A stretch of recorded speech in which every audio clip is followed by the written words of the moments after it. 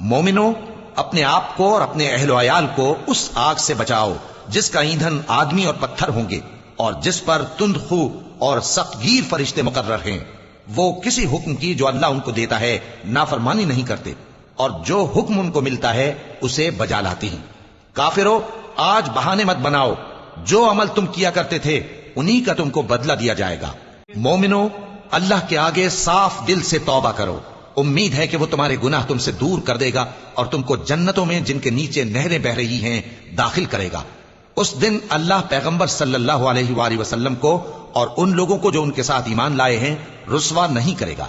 بلکہ ان کا نور ایمان ان کے آگے اور داہنی طرف روشنی کرتا ہوا چل رہا ہوگا، اور وہ اللہ سے التجا کریں گے کہ اے پروردگار، ہمارا نور ہمارے لیے پورا کر اور ہمیں معاف فرما، بے شک اللہ ہر چیز پر قادر ہے۔ اے پیغمبر صلی اللہ علیہ وآلہ وسلم، کافروں اور منافقوں سے جہاد کرو اور ان پر سختی کرو، اور ان کا ٹھکانہ دوزخ ہے اور وہ بہت بری جگہ ہے۔